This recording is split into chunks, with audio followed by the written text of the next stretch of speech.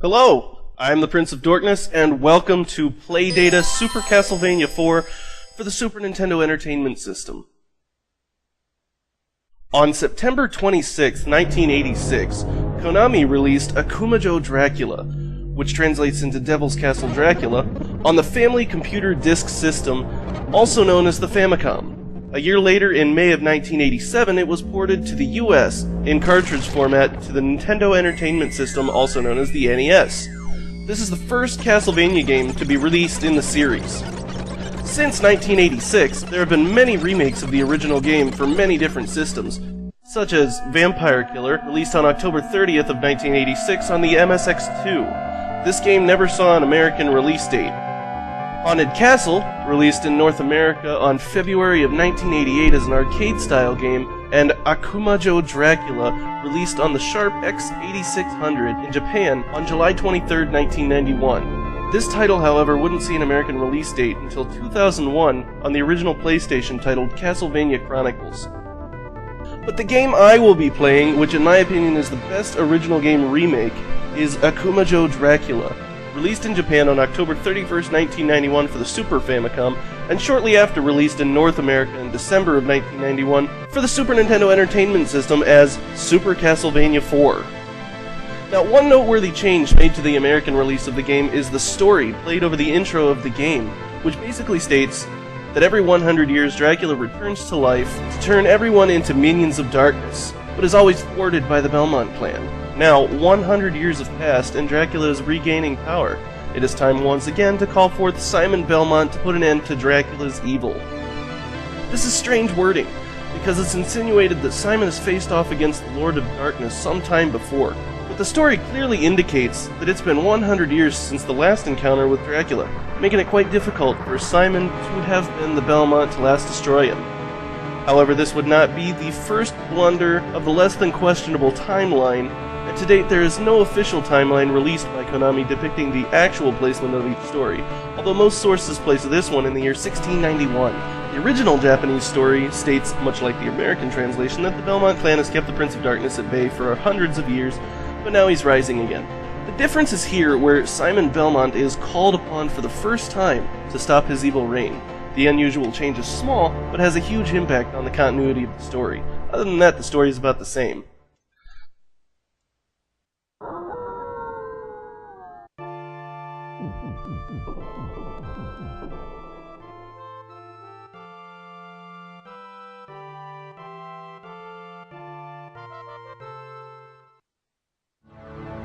So, here we are, introduced to our main protagonist, the 22-year-old Simon Belmont, born in 1667, and according to different sources, Simon is probably the son or grandson of Desmond Belmont from the mobile phone game Castlevania Order of Shadows.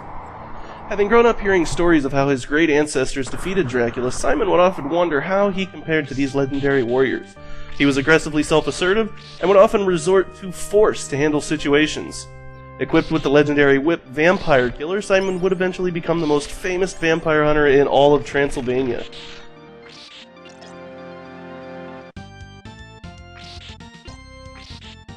The first enemy that you encounter in this game that you just saw there is the skeleton.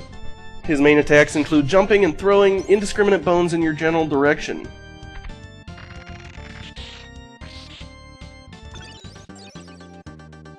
Another common enemy creature is the Vampire Bat. Its main attacks are blindsiding you from off the side of the screen, and dive-bombing you often while you attempt to ascend a staircase.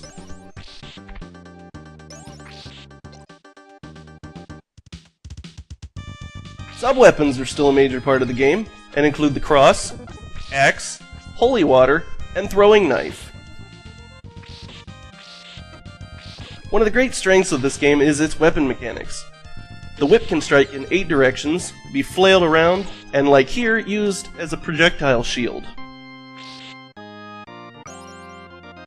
The creature seen on the bottom of the screen here is called Pillar of Bones, and is made up of multiple dragon skulls stacked one on top of the other. Its main attacks are spitting fire at you in bursts of 3, and being generally lethargic.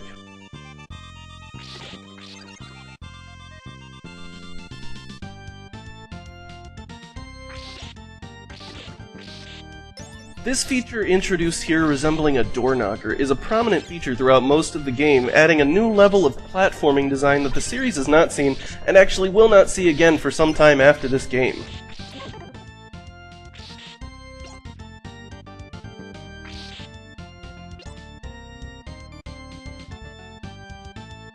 Some of the differences between the American and Japanese release are crosses removed from tombstones to avoid religious controversies, and censored statues.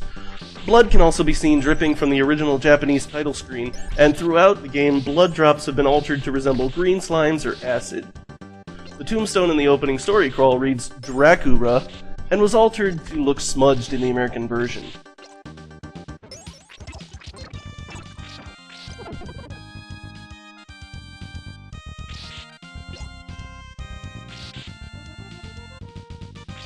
That curious mass of pixels that just stumbled into my whip from above is called Viper Swarm, and is made up of a group of snakes. Its main attack is waiting on the ceiling for unsuspecting passersby and falling on them. The decapitated horse head is called Mr. Head. I'm serious. Its main attack is making a mad dash straight into the end of your whip.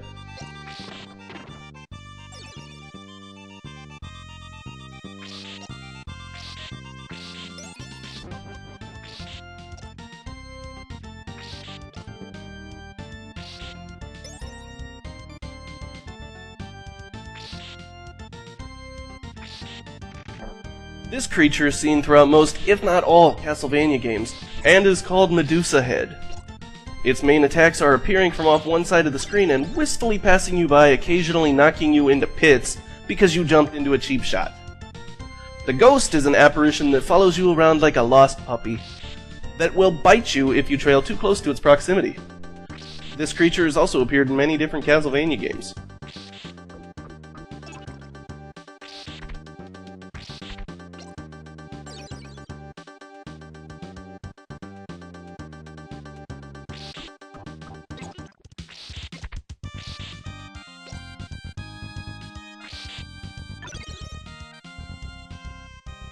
The final boss of this stage is named Rodane.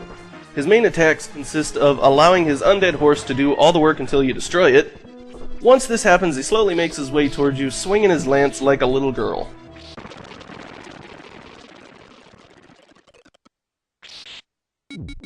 Strike a pose.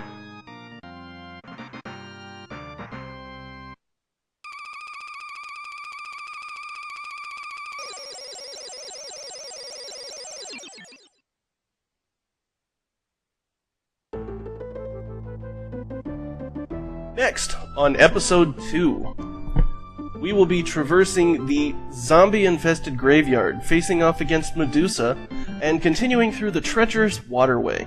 It'll be a rich, full day. This concludes episode 1 of Playdata, Super Castlevania 4. Thanks for watching, and please leave comments telling me what you thought. If you have any ideas that you think might be an improvement, please, I implore you to leave those as well.